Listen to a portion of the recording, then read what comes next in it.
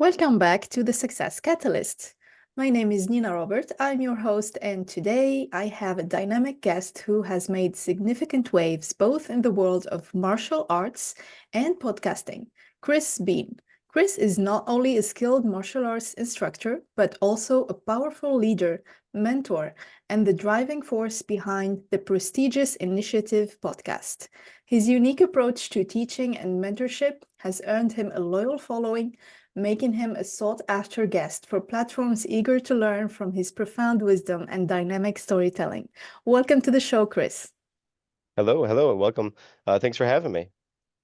Thanks for being my guest today. And I mean, you have an impressive background in martial arts, and this is something I'm very passionate about. So, can you tell us how you got started in this field and what initially drew you to martial arts? Certainly, yeah. So, I was small for my age. I've actually always been small for my age. So I started martial arts when I was about 11 years old. And really, I was just getting picked on in school, was getting bullied, didn't really have the confidence or ability to defend myself. And so my parents thought it would be wise to put me into the martial arts. And so I started when I was 11, and the art that I started with is it's actually still the same school, although the art has changed a little bit just because we've expanded a little bit. But the base art is Tang Soo Do, which is a Korean art that stems from Shotokan, which is a Japanese kind of standard karate art. Um, yeah, so I've been there. I'm 35 now, so I've been there this whole time, and really growing up, I didn't do any sports or anything like that. Karate was the first kind of outside activity that I did and fell in love immediately. And I knew right away that this was kind of like my calling, my passion.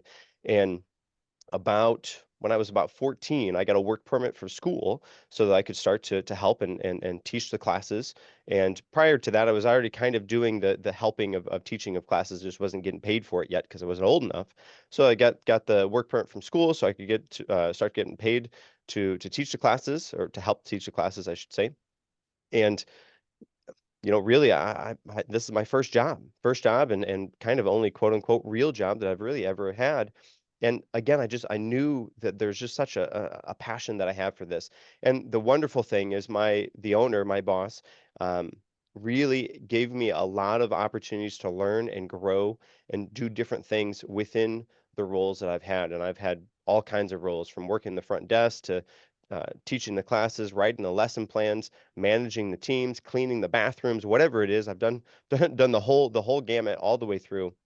And really, because of the guidance that I've had from my boss, that's given me the opportunity to learn and grow and become that person who is in charge of the whole school at this point. I have got to do so many different things that I would not have otherwise done. And because it's such a different job than what a standard 9 to 5 is, I have the opportunity for growth. I have the opportunity for advancements. I have the opportunity to see another school get opened and to help get that off the ground.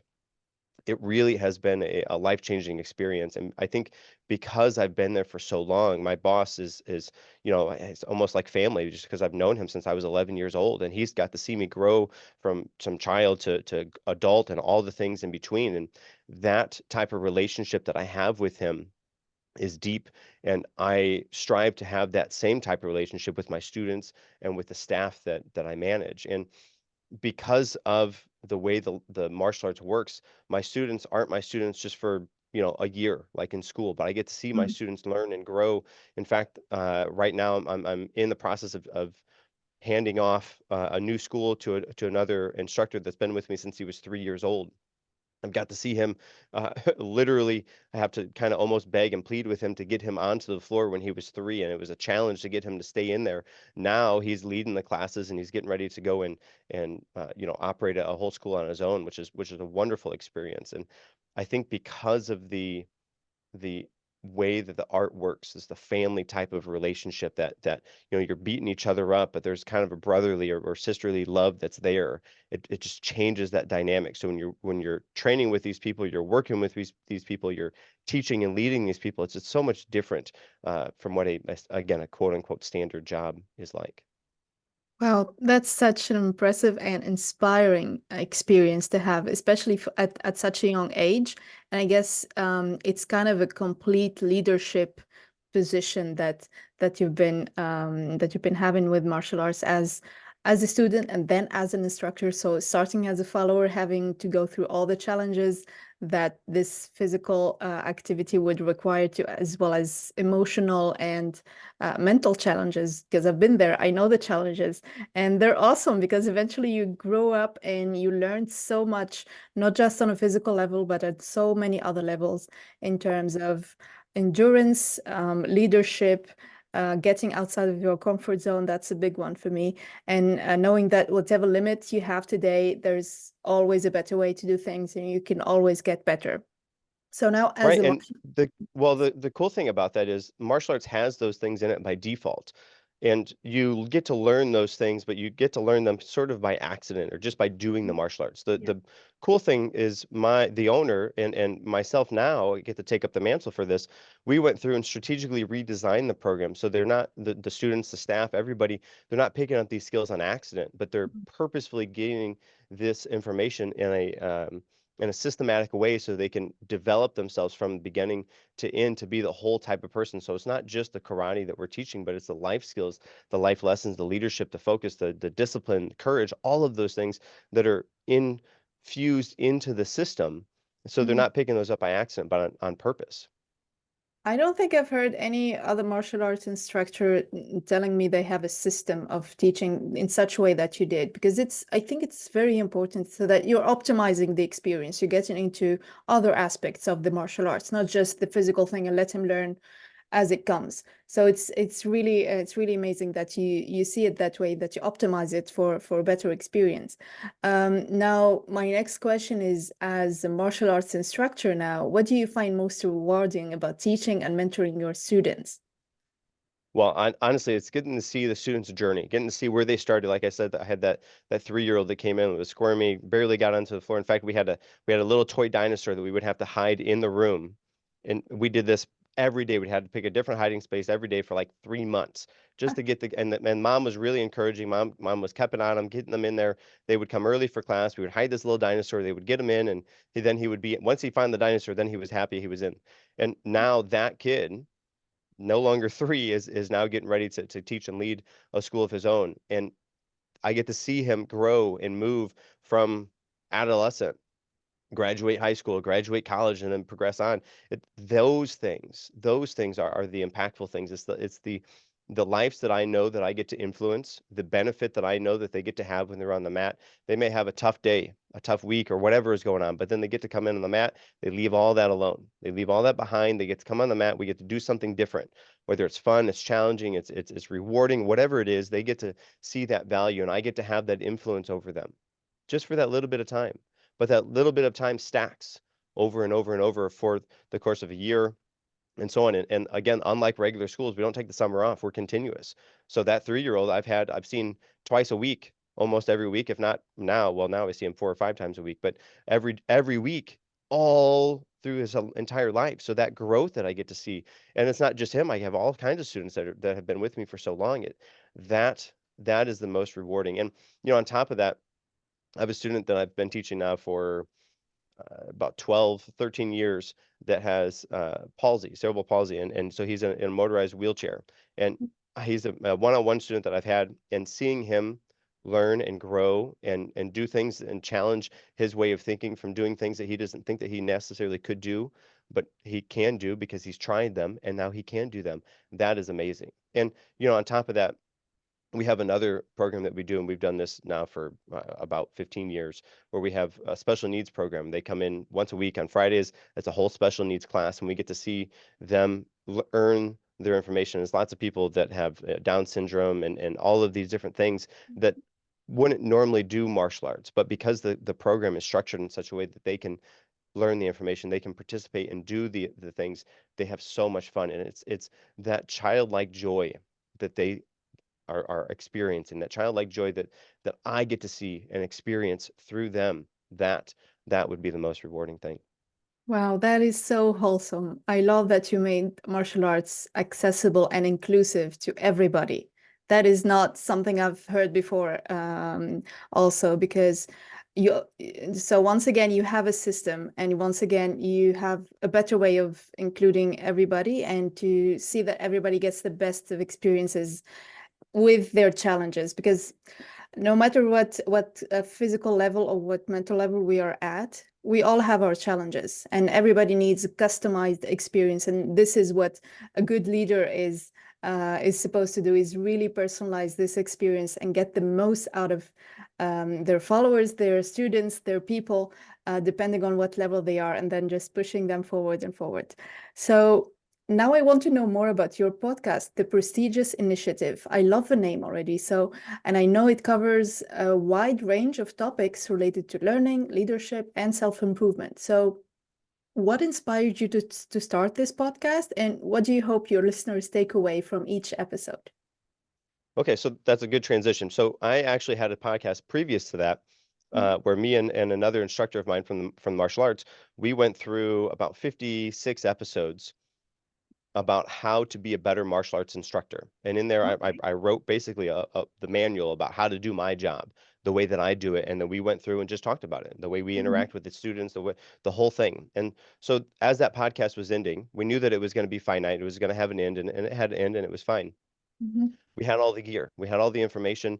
We both of us, me and my now co-host, we like learning, that continual learning. And I think because he was a martial arts student as well. In fact, he was my student for almost 20 years or so at this point. But anyways, because we have such that longingness, that willingness to learn and continue our personal growth, we wanted to take our listeners onto that. We had all the gear, so we just transferred into from the martial arts podcast into the prestigious initiative. And the name, it's interesting you talk about the name. The name was tough to come up with because we wanted a name that once you hear it, you knew exactly what the podcast was going to be about. And mhm. the prestigious initiative is about how to live a more prestigious life. It's the initiative to take to live that prestigious a life, and it's I love all it. inclusive about the things that we talk about as far as being prestigious, about journaling, about gratitude, about um, different business ventures, about all of these different things. And the beautiful thing is we started this as a just me and my co-host talking different things, different topics that we found interesting or wanted to learn more about. We would do some studying, and then we would share those things with the on the show with the listeners. Now we have guests that are coming to us and say, hey, I want to be on your show. So now the wonderful thing is we get our own university that we're kind of detailing to ourselves, and we get to have these wonderful conversations with our guests, and we get to learn from them.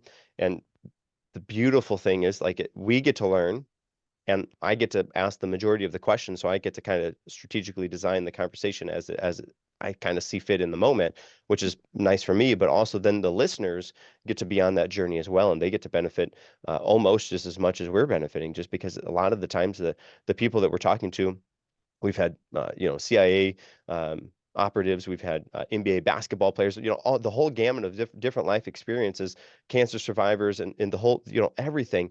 These aren't people that I would normally get to have conversations with, but because of the podcast, I get to have these conversations.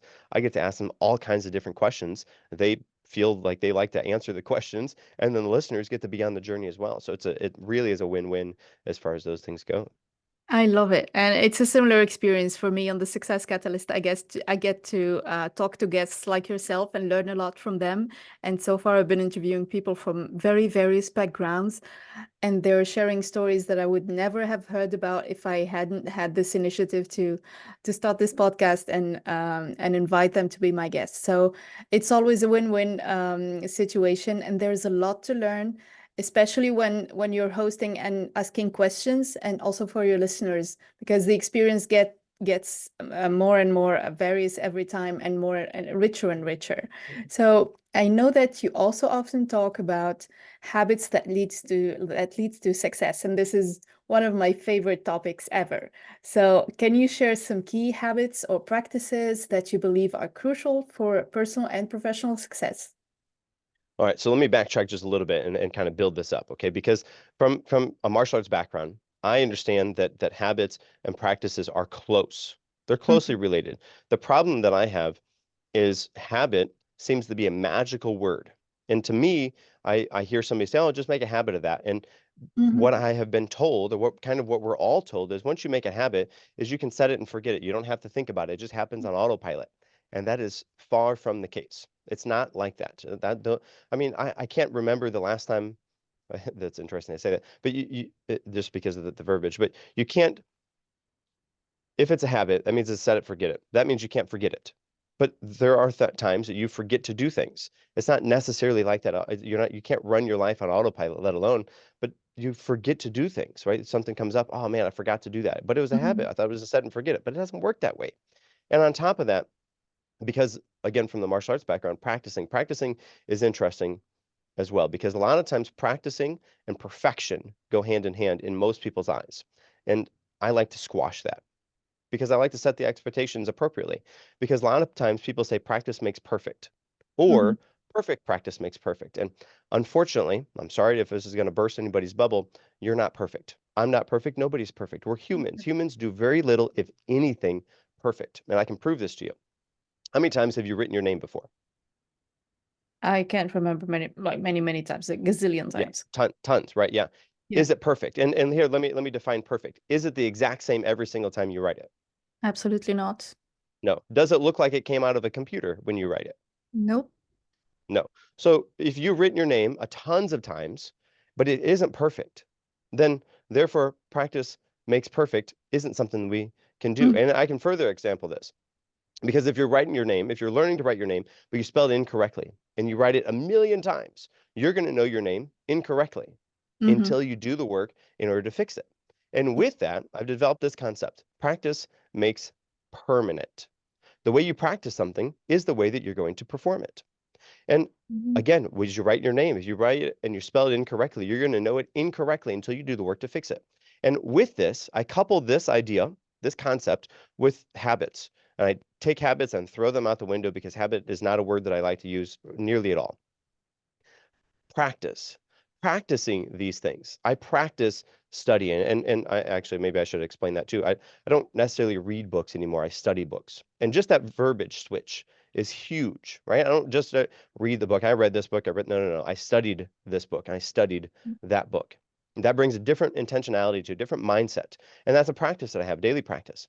Another daily practice that I have is to take a cold shower. Cold showers are honestly quite unpleasant and they're not very fun to do. But I know that that challenge is stepping into the cold water willingly, accepting that challenge, doing it on purpose will help me in other areas because I know that I can take that information, that opportunity that I had to step into the cold shower this morning, I can take that and take that courage, take that mentality and do whatever else that comes my way. To talk about stepping outside your comfort zone. That is a way to put that into practice by doing something challenging every single day. And so then you start to stack these daily practices. And over time, these daily practices change who you were into who you like to be. And if you can strategically, there's a system word again. We talked about systems a couple times already, but if you can strategically design the system to help to get you to where you want to go, think about the goal that you want, the end goal, the what do you want to end up in life with? Then you kind of work backwards. Okay, what did that person do in order to achieve that thing? What daily things did they do or are they doing in order to be that? And then you try to do those things. Now, of course, it doesn't work every single time. That's fine. You have to iterate, you have to change, understood. But you incorporate those daily things. And it's through those daily practices that get you from over here where you are now to over here where you want to be, having achieved that goal. So practices. And you talk about what are some key practices. This is something I share with the martial arts students. I'll share this with you because I think it's wildly important as far as setting this, okay? This we call this the black belt success system. And black belt success system is really the system, the guide to getting you from point A to point B. And here it is. Know what you want. You have to know what you want. And then you have a plan. You have a plan of action to get from point A to point B. Oftentimes you have some sort of a success coach, somebody that has been there and done it that can help you along the way if and when those negative things happen. Then this is the toughest part. This is the thing that most people often overlook or don't do at all. You have to take consistent action. And then through that taking consistent action, that's where that progress happens. And then after you take consistent action, then you review your progress. You look back, okay, how far have I came? And then from there, you get to renew your goals. So again, the Black Belt Success System is know what you want, have a plan and a success coach. Take consistent action, review your progress, and renew your goals. I love that.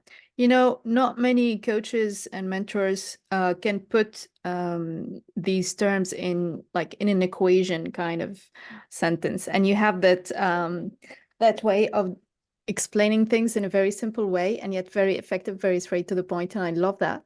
I would add something about studying a book. I love what you said about studying a book, and this is what I've been doing lately. I'm not reading books anymore because it does not serve me a lot if I can say, okay, I read 2 books this month. Okay, what did I do with that?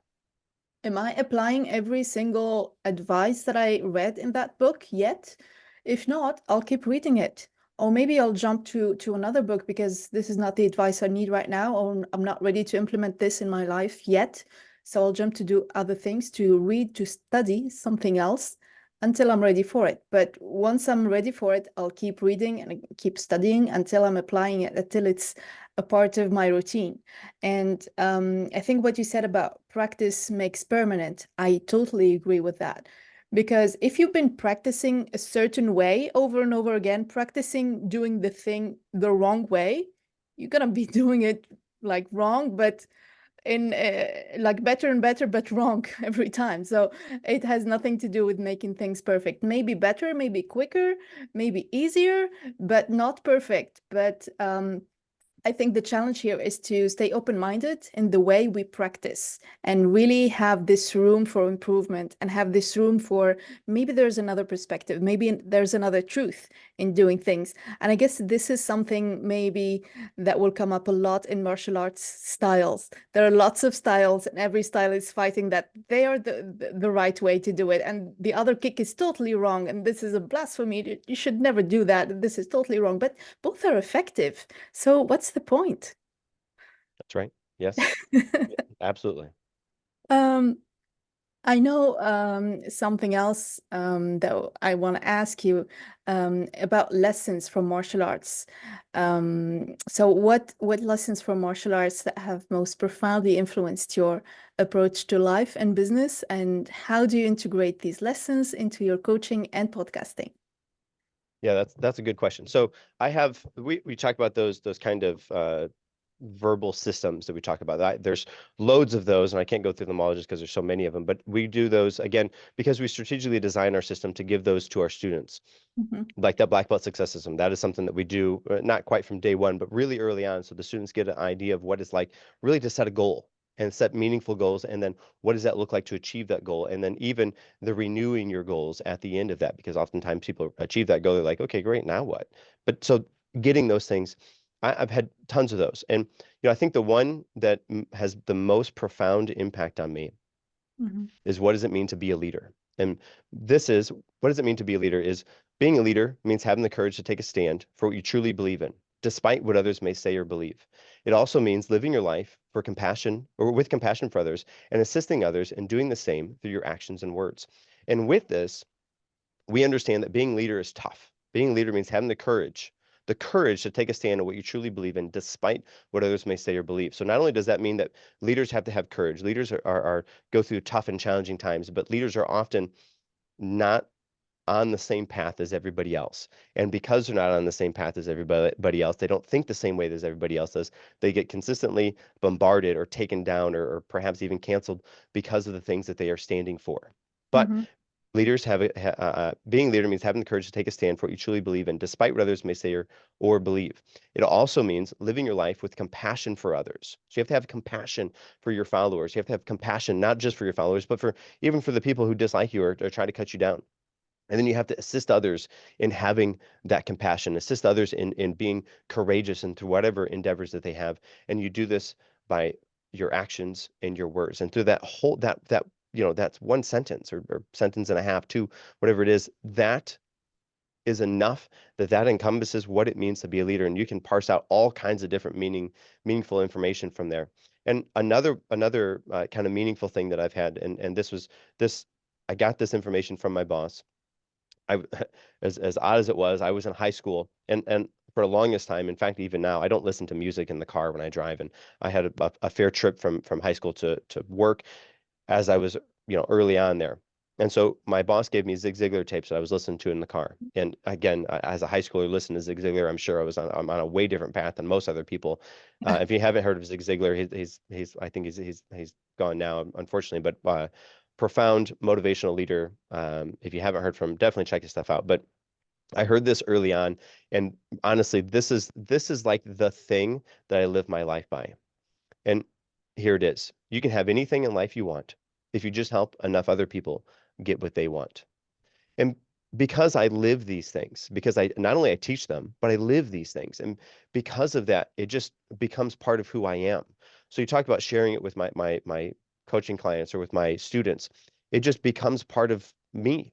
And because it's part of me, I'm sharing these things and it's almost like I'm sharing these things and people are picking them up like, holy cow, look at these gyms. And I'm just dropping them all over the places because it's normal to me. And if I can give that little bit of insight, that little bit that pushes that person from where they are to where they want to be, that's wonderful. You talk about podcasting. So I have that martial arts podcast. I have the Prestigious Initiative, but I also have a daily show that I do that's called Champion Minutes with Chris Beane. So I every single day, and I've done this now since early November. Every day, I haven't missed a day Mhm. yet. I do a video. It's a quick video, about a minute long, and it's about how you can apply these kind of gyms to your life and what they are. And in doing that, it has been a creative stretch in thinking about these things a little bit more in depth. And so part of this is bringing these things that I have at the core up to the surface so that I know that they're in my core. They're at like the core value of who I am, Mhm. my mission statement, sort of say. But then I get to bring these up to the surface and I get to say, okay, what do I have that other people don't have? And how can I tell this and how can I share this to the other people so they can gain insight and move their life again from point A to point B? They can be that one thing that moves the needle for them to progress and change for them. That is so inspiring. Thanks for sharing this, Chris. Part of, I think, leaders' mission is to harness the power of a community. And I know that you have built a loyal following, both as a martial arts instructor and a podcaster. So, what do you think are the key factors in developing and maintaining a dedicated community of followers? I think that is simple. Be genuine. Be genuine. And I love on your it. mission, be genuine and on your mission, have a mission statement. Like what is your purpose? Why are you doing what you're doing? Be genuine and then follow your mission. And you have to be, I think being genuine is the key thing, but your mission has to be there to help other people, not yourself, right? We talked about Zig Ziglar. You can have anything in life you want if you just help enough other people get what they want. So by helping other people, you in turn get helped yourself. Later on down the road, those people will come back and they will, all of those things. It happens. That's how life works. So be genuine, have a mission, and live true to it. I love it. Now, my next question is, how do you stay motivated and inspired, especially when facing challenges? And what advice can you give others to keep their motivation high? Yeah, again, simple perspective, right? So motivation is not something you either have or don't have. Everybody can be motivated at any given time. And oftentimes we overlook the fact that motivation follows action. And so what that means is you have to take some sort of action, get off Mhm. your butt and do something. And by doing that something, it may be wrong, it may be in the wrong direction, but because you got up and you did something, that will lead you to do the next thing and the next thing and next, right? A body in motion tends to stay in motion. So motivation follows action. And so I know that I don't have to be perfect. I know that I don't have to be motivated to do the stuff that I want to do, but I have to do it. And I commit to myself. I take that consistent action, like we talked about already. Take consistent action towards whatever it is. You don't have to be motivated. It doesn't have to be perfect, but you have to do it. And either you commit to yourself or you have an accountability partner and you commit to them. And that accountability partner helps to hold you accountable for whatever it is that you said you're going to do. And when you don't do that thing, then there has to be some sort of consequence. You pay them $5 or, whatever it is. So being motivated is not something that I have a odd way of looking at lots of these things, but motivation is don't sit around and wait to be motivated. Just get up and do it. And as far as while you're doing it, not just going through the motions, you have to understand that there's a intent and purpose for what you're doing, right? It goes back to that mission statement that you have. Be genuine, follow your mission statement, live true to that. And because of that, you will do things the correct way, despite not being motivated for it. And because you're following that mission statement, because you're genuine, because you want to have that connection with people, you will do things the right way. You'll not just go through the motion. And listen, if you fake it, if you just go through the motions, not only Mhm. do you know, but everybody else knows. It's so clear when you see somebody just going through the motions or putting on an act or a show. It's so clear, right? They fall apart anytime you ask them any kind of different or difficult question. And the Mhm. other thing is perspective, right? Understand that life you think is a diagonal line from point A to point B. That's not that's not at all how it works, right? You sure you want to get up here and you start down here, but in order to get from down here to up here, you have to go up and then down and then up and then down. There's all kinds of this. And so I like to think about life like this. Life is like you're traveling through a maze, right? You're traveling through a maze and there's pits and there's booby traps and you're full of all kinds of hallways with just locked doors and locked door and locked door. And oh yeah, by the way, you have to follow and go through this maze blindfolded. You have no idea what's going to happen next. And because of this, if you have that kind of mentality, if you have that kind of, you know, understandableness to what life is going to be like, when inevitable challenges happen, you say, oh, okay, right, it's going to rain today. Okay, right. I'm a fan of the Stoics, like Marcus Aurelius. In fact, my ring that I have says memento mori, which means remember death. This is a tenet of the Stoics, right? You can't change how the weather is. It just is, right? Being upset about that doesn't change what I can do, right? Being Mhm. upset about the weather. Ah, man, I'm so upset. It's not going to change the weather. It's still going to be raining, or it's going to be hot, or it's going to be cold, whatever it is, right? So you have to understand what you can influence and then influence those things, right? If you can't influence it, it makes no sense to be upset about it or to be frustrated about it. Just understand that life is tough. And again, I'll go back to Zig Ziglar. This is a Zig Ziglar quote that I heard early on. Just it's so true. Life is tough, but life is infinitely easier the tougher you are on yourself.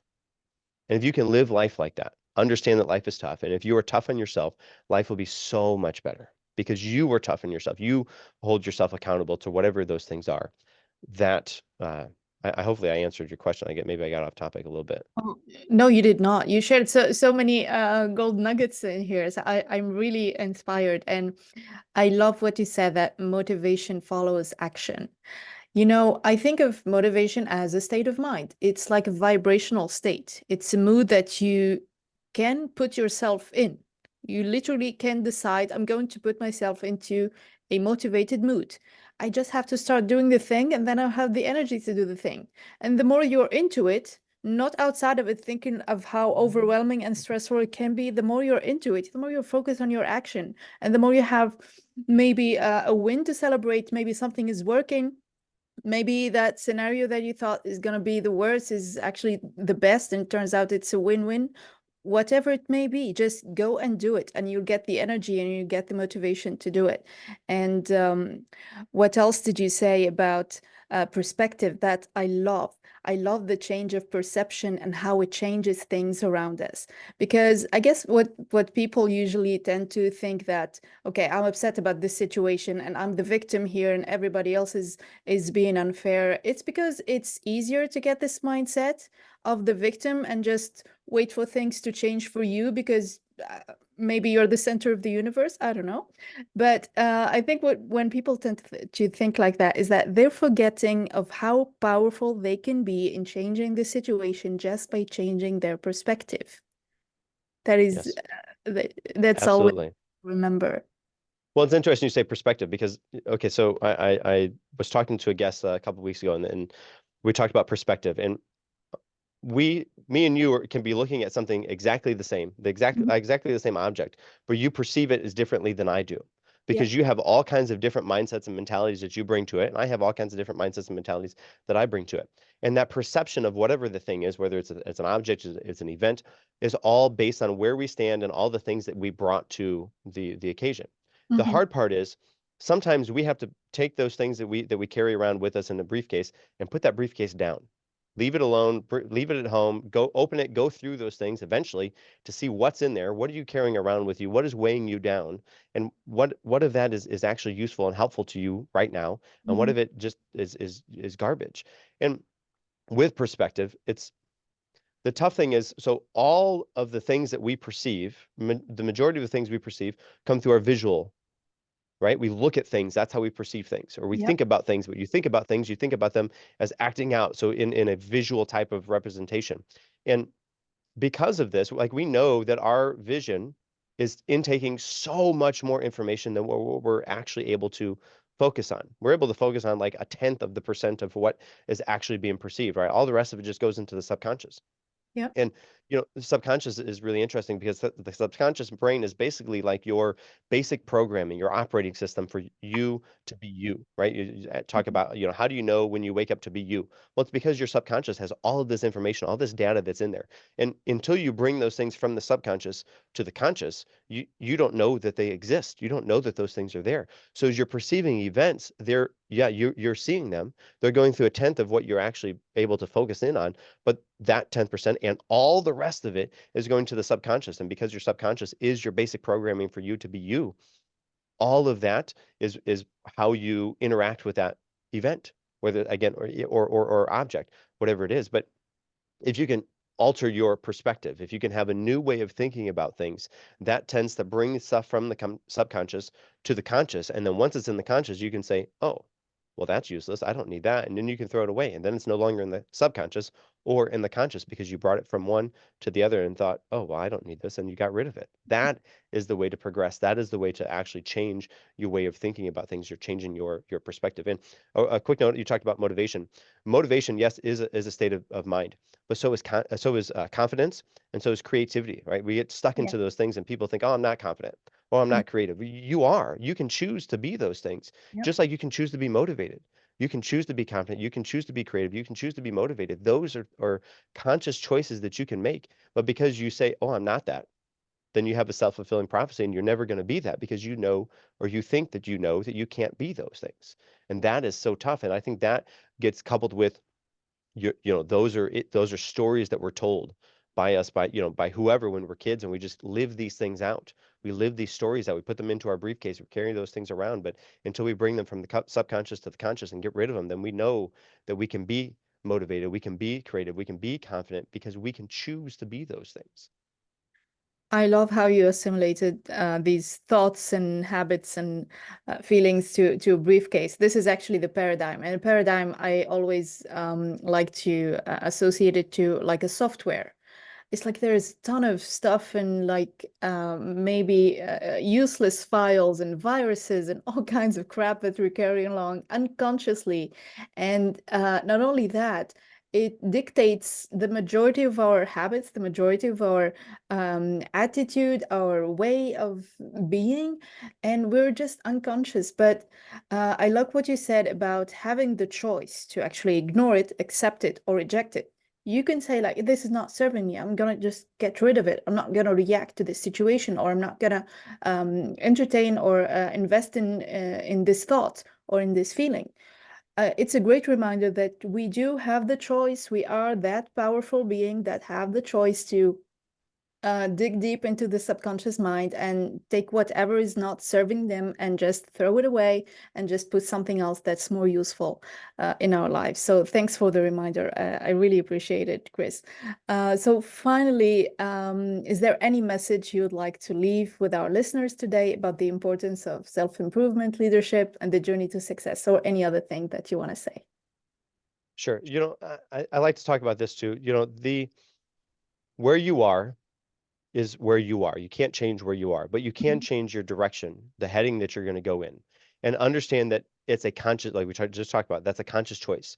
And it's going to be tough. It's going to be challenging. You have to accept those challenging, take them head on. Listen, as humans, we were meant to walk up hills, up mountains. Think about climbing a mountain, right? We drive in our car, we look at the mountain, wow, that's intimidating. I don't know if I can do that. Holy cow, it's so big. And you get to the Yeah. base of it, you're like, whoo, man, and then you go through the action, right? You have to take the action for Mm. climbing it. Then you could choose to stop halfway. You get back in your car, you drive, and you're looking out your windshield and thinking, man, this is the view that I have. Mm. Or you get halfway up the mountain and you think, oh man, look how far down I've came.